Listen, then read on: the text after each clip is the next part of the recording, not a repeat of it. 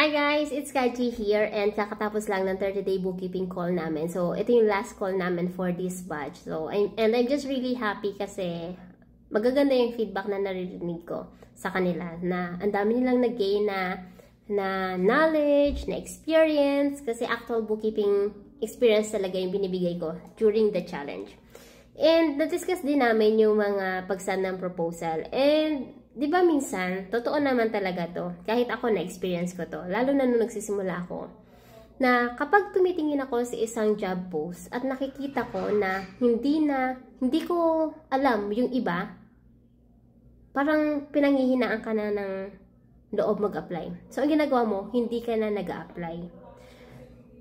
Pero hindi mo ba na-realize na by doing that, you are disqualifying yourself na. Yes, you're disqualifying yourself. So, ikaw, tanungin kita, how many times ba na you stop yourself from applying for a job post kasi you thought hindi mo na na-meet lahat ng requirements na nakalista doon sa job post? Iniisip mo na you are not experienced enough or, eto madalas, or iniisip mo, ay, yung mga kasabayan ko meron ng experience, ako wala pa.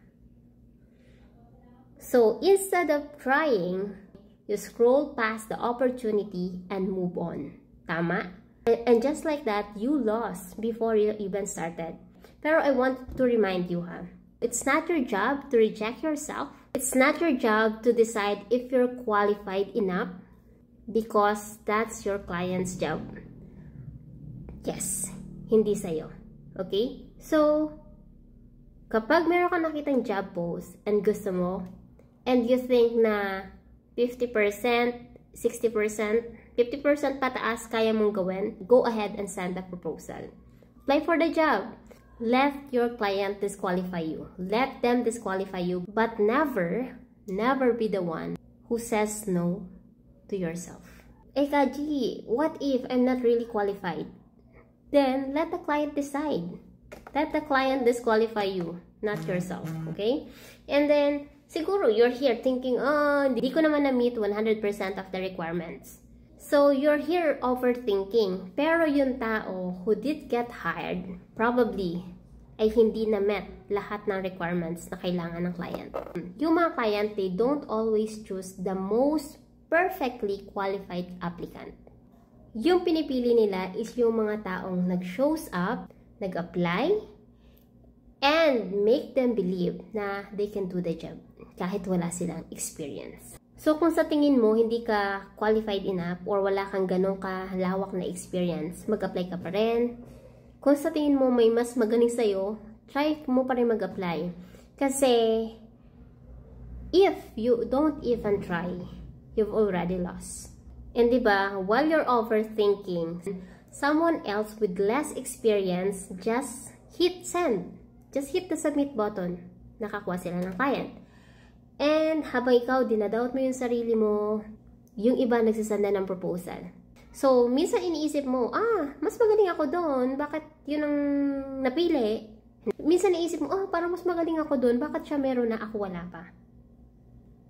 Kasi, someone with half your skills just got hired kasi they tried. Yes, they tried. Eh, ikaw, alam mo naman magaling ka sa sarili mo. Or hindi ka man ganun kagaling, pero alam mo kaya mo.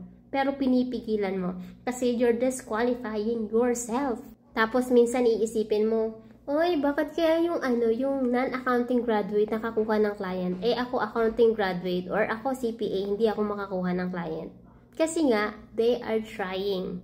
They try to send proposal, they try to submit their proposal, kahit hindi sila 100% qualified doon sa job. Nilakasan nila yung loob nila, they shows up, they apply, and they are not making excuses na they are not qualified enough. They are not disqualifying yung kanilang mga sarili. So, a reminder for everyone, stop disqualifying yourself. Okay? Kasi yan ay job ng interviewer or ng hiring manager or ng client mo. Okay? So, never be the one who says no to yourself.